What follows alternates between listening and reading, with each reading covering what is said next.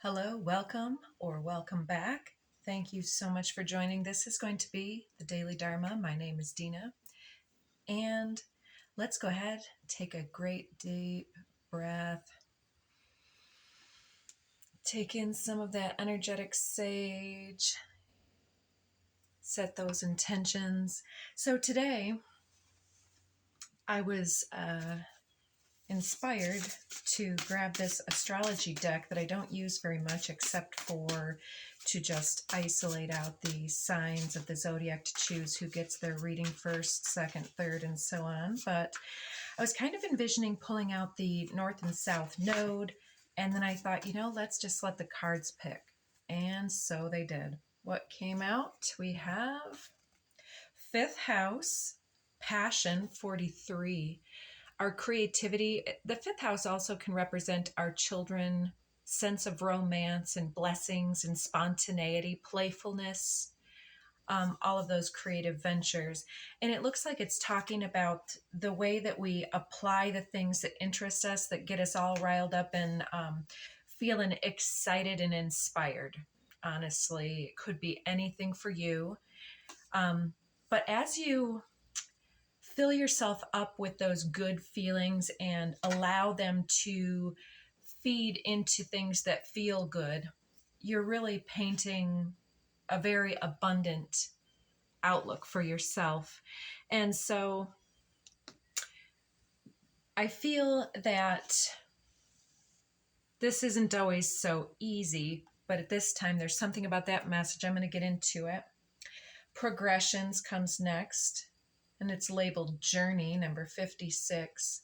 Seems like it's talking about a lot of divine timing here, and the progressions in the chart. We can take the placements mapped out from where all of the astrological elements and placements were at the snapshot moment where we are born into this material world, and then for every day that we've lived, each one of those elements advances a certain amount. They keep on going, keep on doing their thing. And then the progressed chart takes the estimated point between the static snapshot of who we were at the time of our birth, kind of that spontaneous, individualized soul and body. And then through all of the developments and lessons, it becomes the journey. Where have we been? So we're talking about the journey, and that does talk also about not only the past, but also the future and the now, as far as like what's coming in for us and where are we at on our path and what are we inspired to do next. So I'd say Passion and Journey talks a lot about, because of the things that have influenced us and built our perspectives, and because of the choices we've made, and because of the things that we're now being big creative channels for in our life, we're able to really have a lot of, I want to say, hope for the future. And I'm glad this came up. So just before coming out and getting myself together for this reading, setting the energy and tension, I was watching a bit of the beginning of somebody's YouTube channel. I believe it's called Rising Soul Tarot, Rising Soul Alchemy. Anyways, she's got kind of a red hair, so you'll know it's her if that's the right channel. I'll probably try to share something of hers, that one that I'm referencing, but I started to watch it. I haven't gotten all the way through it. I will later, but she was talking about how hope is an advanced growth indicator in some type of a way. I can't paraphrase what she was saying, but how the messages hit me was, and something that I commented on the video at the point where I had to drop off at, I was feeling like what she's saying is that just by virtue of us having any type of hope, this is really the multidimensional self that is literally abundance mindset. Because if we can only perceive a limited number of paths or options or choices or resources, or even, she was talking a great deal at the beginning about the inner narrative. And this came through my reading yesterday as sort of the algorithms and the law of attraction, in that, as many of us have already heard, wherever our attention goes, then the energy flows towards that. And so that by some type of internal programming, this internal matrix, she called it, I believe, it's like that is the developmental, the skewed sort of perspective that becomes individualized, perhaps even colored by ego. Ego came through yesterday's reading for me, for us.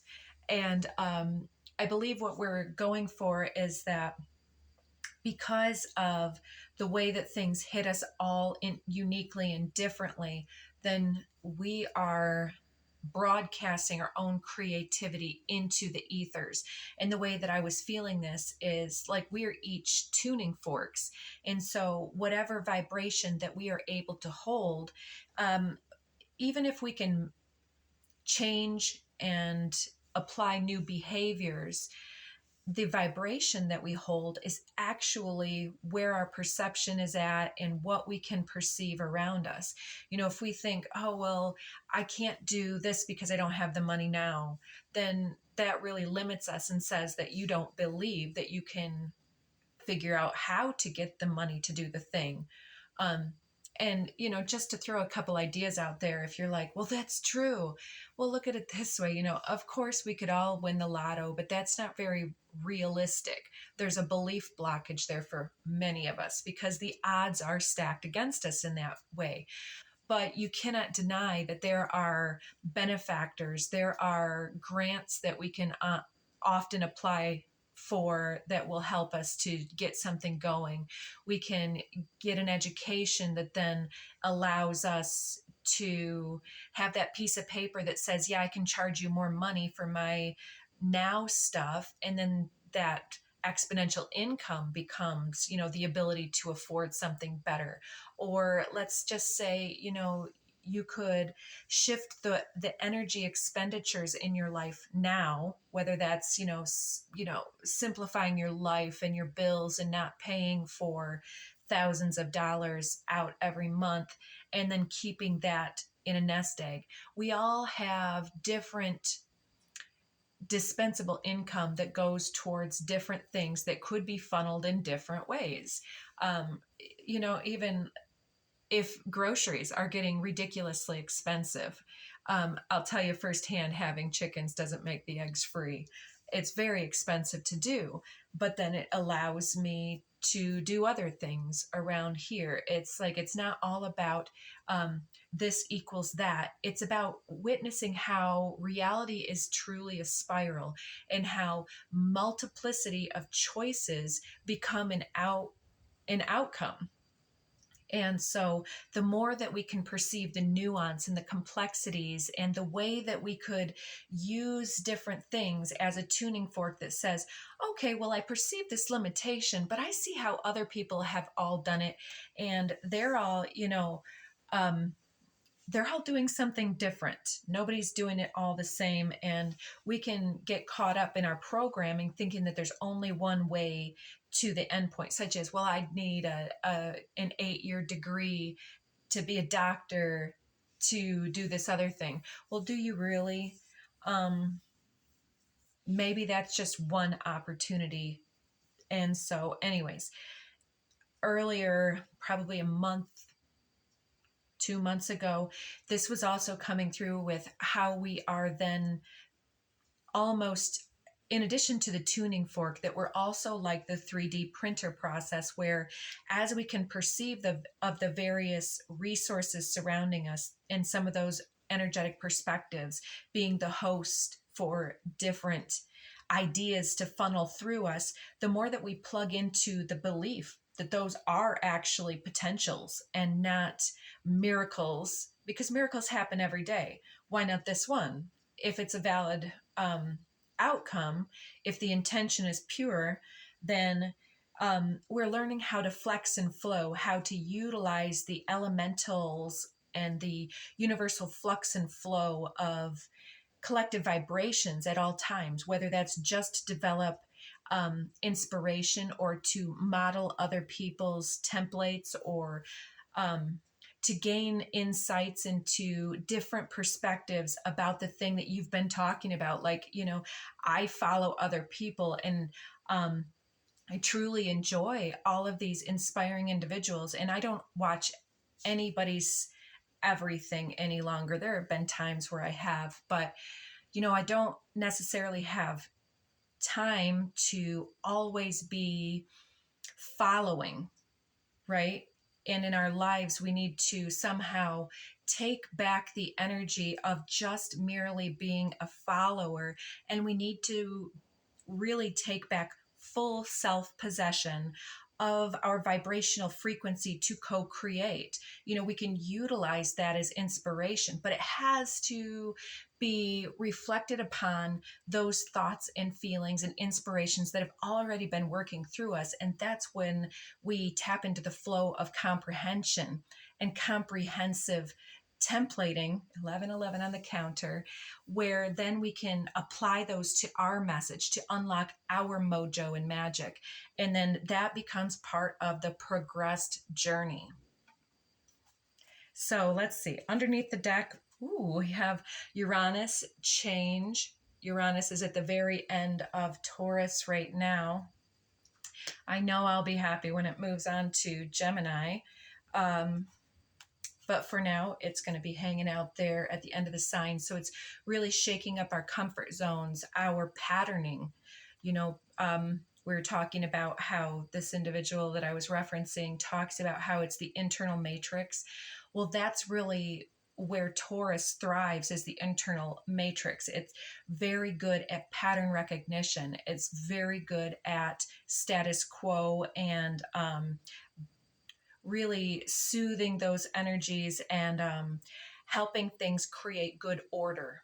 And then it's also Venus, and so it wants more, it builds, it creates, but it becomes almost like hoarding.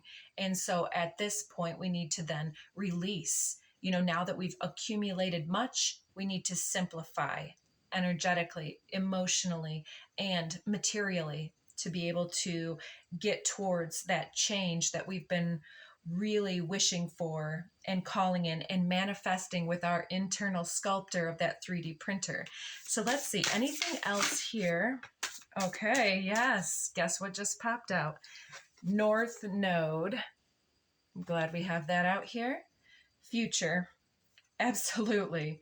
So our passions progress along the journey and become our future. That was yesterday's message. It's like our future fortune is observing us, and therefore it is kind of in our best interest to act like we've already got it now, not only to attract that future, but to really stand in that full integrity of, if that's your destiny, why not embody it now? Why not embody that best practice at all times? Working towards that future is part and parcel of enjoying the now, but also making those great discerning choices that help you to simplify and point your arrow straight and true towards your North Node. By honoring the South Node, we become straight.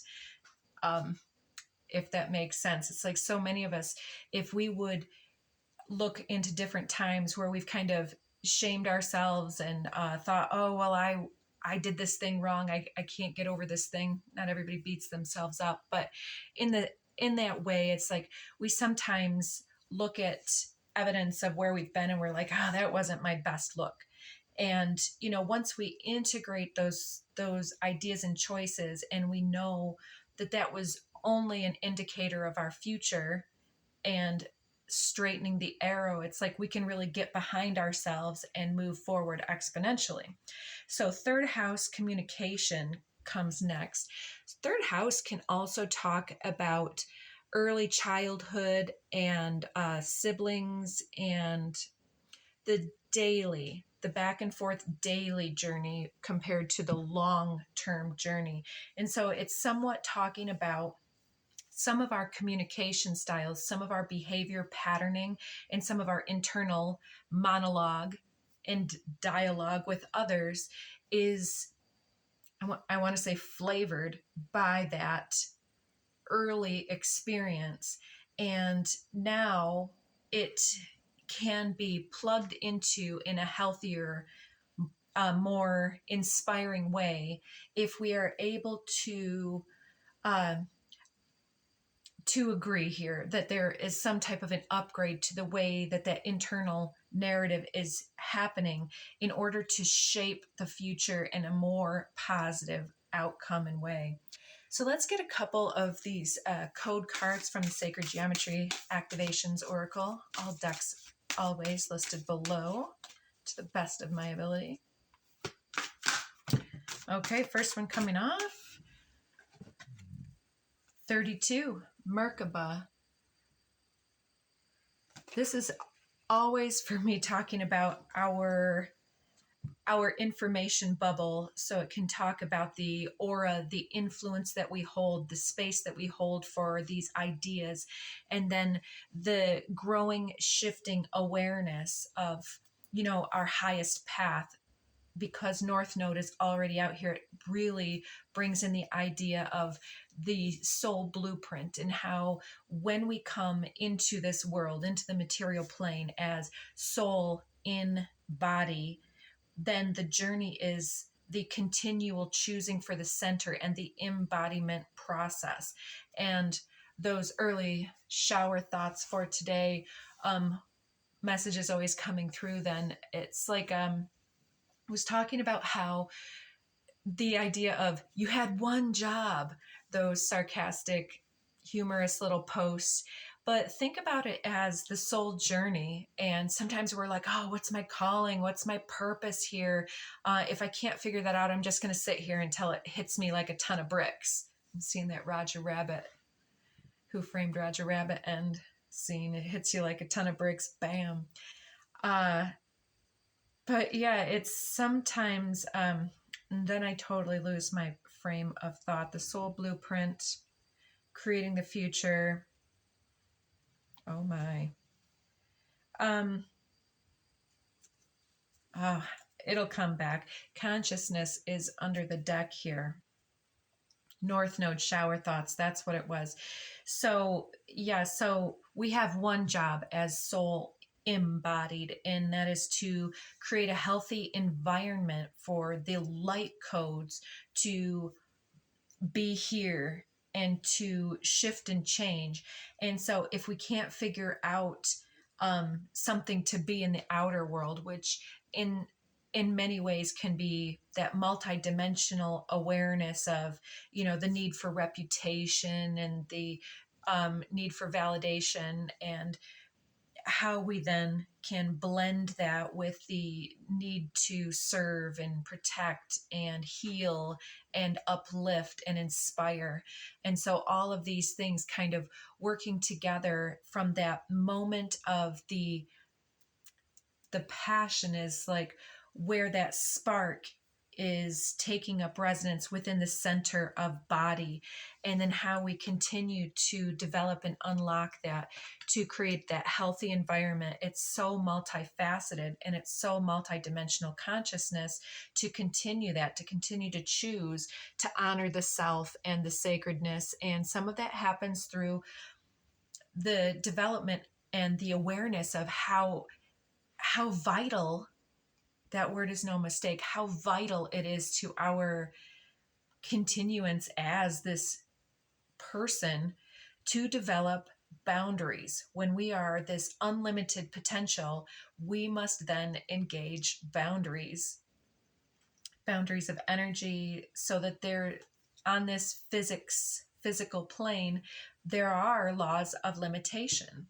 And so we're talking about limitations and expansion, Merkaba being the expansion of consciousness happening within us, and how we apply that passionate, sacred belongingness and creating the sacred space within self and then within the environment that surrounds us, and creating that healthy space, because we are the tuning fork and that 3D printer sculpting the future. It's in our best interest to keep honing the self, because really ultimately that's our one job. Flipping out upside down, 10, authority. Yeah, our leadership, our ability to be the tuning fork, because energy doesn't care about right and wrong. Anything can come through aggressively and intensely, even hate, even dislike or rage or destructive tendencies. Think that energetic wrecking ball of a person that walks into a room and starts screaming at somebody that is just standing there, and everybody's standing back and being like, whoa, your hair's blown back. And it's like, how are we witnessing other individuals' powerful personas filling up a space, and how is it time in our lives to witness our impact and influence and our ability to be the stronger tuning fork? We don't need to be louder or more aggressive. We can do this through simply being more aligned with the center and standing right and true. I have killed vibes simply by a look. If somebody comes in and is speaking some kind of a way, if they catch my eye and I have my eye on, those people go, ooh. And I'm sure many of you can do it. That's why it's coming up in this reading. But sometimes there's that discernment of, we have come full circle from where judgments over time have honed our sense of personal right and wrong, and also our judgment has transmuted into soul's discernment of how to create a healthy environment for self.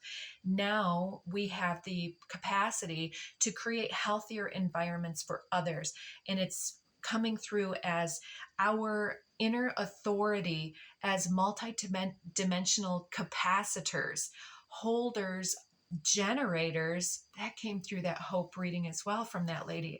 I forgot that she called it vibrational generators or energy generators, 2222. And it made me think of my Rife machines and how they're plugged into this software program that then sets this vibe that automatically starts your body harmonizes with the predominant prevailing vibration. It's physics right here and right now. The most dominant frequency hones and tunes the others, like the tuning fork. And so we are taking back authority of our inner vibration, and we are taking some type of influence out into the world and setting a new tone, setting the bar high by the way that we interact and by the vibration that we're able to hold, which this integration card often talks about. The integration of our growth and lessons and the shadow and light side, that north node. Let's clarify that north node here. Beautiful. Okay, we had two, but Divine Feminine flipped out first on the ground here. 21. Divine Feminine is holding space, literally. It's receiving, it is choosing, it is gestating, birthing. That's what we're talking about with the 3D printer. It's abundance mindset. It sees pure potentiality. It is the zero in the 0-1, and it is 0 point frequency of that yin energy is the space between the molecules. It is pure potentiality. It has not chosen, therefore it can see beyond even the laws of physics. It is magic, pure magic. So the next one, flipping off, coherence. Absolutely. I already said that word as well. So it's our ability to perceive of the zero and to embody the zero, to be an open, clear channel and vessel, ready and willing to make those choices, because authority, yes, look at that. Authority is the 1-0. The inner authority, the ability to choose, is based on the zero, and it is in the choice of the zero. So in seeing multiplicity, we still have to make a choice. Otherwise, we vaporize into the zero, right? So the one is just as much a reflection of the zero. So it's like we perceive everything, we make a choice. We perceive everything, we make a choice. And that's how the inner algorithm stitches our inner reality and becomes the future through the journey, the progression of understanding and awareness and the awakening process. It's through the understanding and understanding coherence. That 13 is the number of integration to me. So it's like doubling down on the integration that just showed up a moment ago. And it's the understanding and embodiment process of the zero, of the multiplicity, becoming the multidimensional microphone, broadcasting our soul light, our soul blueprint in every choice, in every voice, in every vibration that we choose to invoke. Underneath, we have this 18 cosmic flower.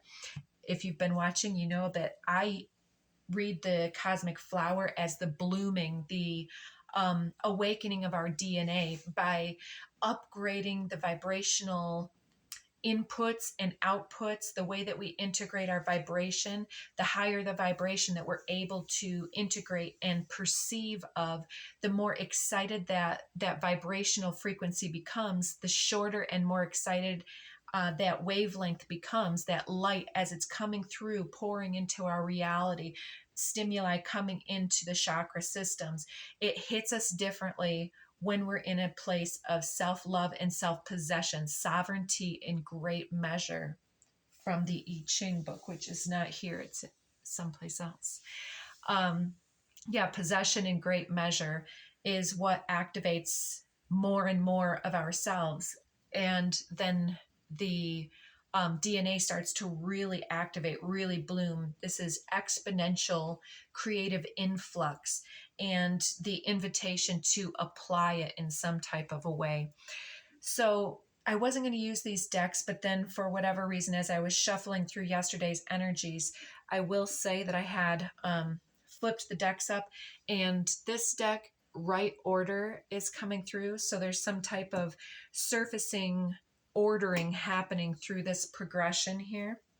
And in the Akashic Tarot, underneath the deck, 18, which corresponds with this cosmic flower, it says up in the air. So I don't know if you're getting new inspiration. Some things could be in the transitioning form, and you're leaving, it's like throwing the cards up and pressing the pause button. It's like going frame by frame in your reality and saying, slowing it way down and perceiving of how on the quantum realm, oh, my hands are vibrating. On the quantum realm, I'm seeing that double slit experiment where in your world, it's like everything is freeze framed and advanced framed so that you're able to just kind of like Neo in the Matrix. And he's like seeing the bullets and their tracer patterns. And he's just like, he's moving and moving, which is, a little bit cheesy, but I feel like that's kind of a metaphor for how we live our lives, whether we're using 5%, 10%, 20%, or 100% of the brain and the entirety of who and how we are. It's like, it's so much beyond the brain. It's like gut brain, it's instincts, it's ethers. It's by awareness that the spoon is there because of our ability to perceive it and to make all of those choices in the thousands, millions of frames of light codes flashing into fruition in front of our eyes. It's the brain's ability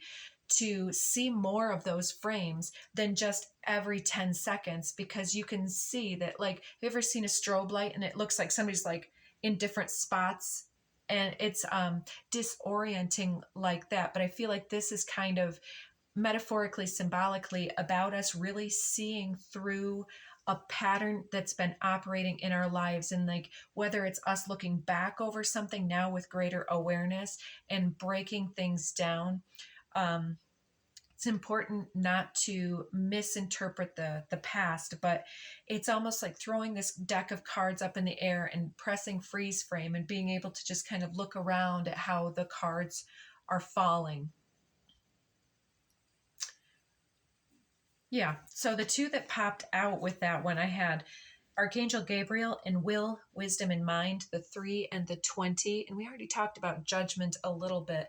I feel like Will, Wisdom, and Mind is about the application of our choices based on soul wisdom, that integration phase, and by unlocking uncharted areas of the mind and being able to deprogram and reinitiate and initialize programming based upon new criteria. It's like we're cracking and hacking our own inner matrix and therefore able to broadcast a new signal. And Archangel Gabriel is about declarations. He often shows up on the 20 card as the angel of judgment and perception. And Gabriel's seen with the trumpet often making that firm declaration. It's like your new energetic frequency is now being broadcast in powerful ways. So it looks like we're at the end. Let me see if we can get... All right, let me see. I wanted to switch decks a few times here, but I think this is the right one. Animal totem for the moment, something that can help us to move through this coming phase. Sea turtle, protection. You are master of finding life's flow. Be in harmony with the rhythm and your path will unfold. Persevere and you will succeed. You have everything you need to be protected and happy. Little bit of rhyme time in there. So there's some type of sing-song energy, being able to level up, take yourself away from anything that you've been taking in too much of, balancing out that energy with more high vibrational song thought. You can choose for the tuning forks in your life, like listening to higher level music, binaural beats or something like that, solfeggio or frequencies and things of that nature. And also lion, higher calling, gorgeous. You have within you all the courage you need. Let go of the past and reclaim your majesty. You will find success and contentment with those by your side. Make noble choices for your life and your tribe. It's beautiful. We're protecting and persevering, and there's success in both of these cards. And we are being told that part of our one job is to be in our higher calling, which is to be in our higher vibrational frequencies and to be a safe harbor for the light of love and soul embodied fully. And all right, that is the time that we have for you guys. I think I'm going to leave that one there. Sending you guys so much love, so much appreciation and gratitude for your time and attention.